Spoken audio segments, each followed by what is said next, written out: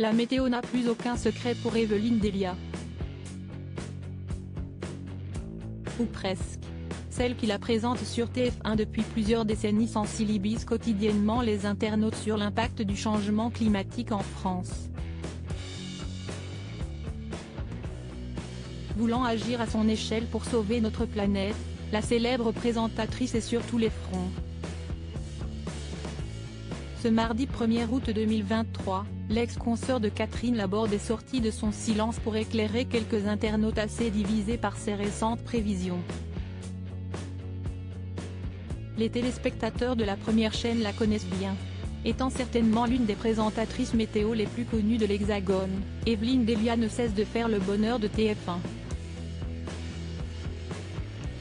Sa fidélité la démarque, au même titre que son capital sympathie. Mais, au fil des décennies, la veuve de Philippe Marincci a été témoin de multiples événements météorologiques assez inquiétants.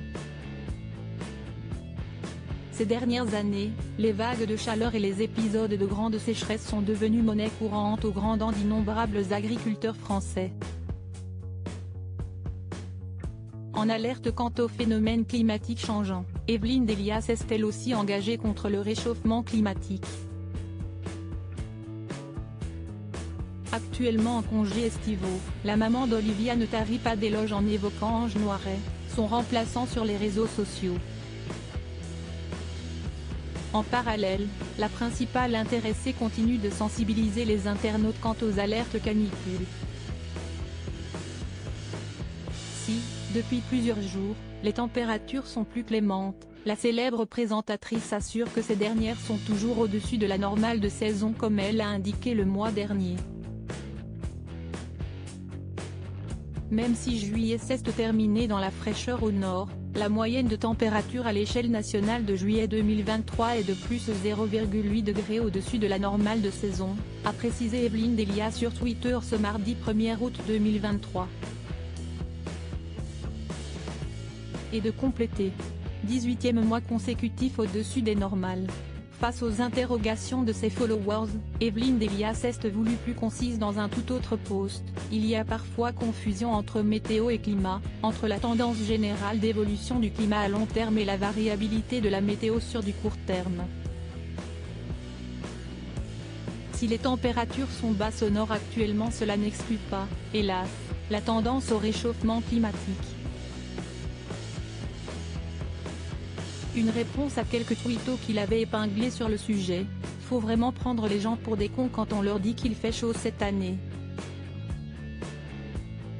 Surtout dans le nord de la France, non, l'été 2023 ce n'est pas la canicule annoncée, 93% de la France n'a pas eu de canicule et cet été est plutôt frais et pluvieux.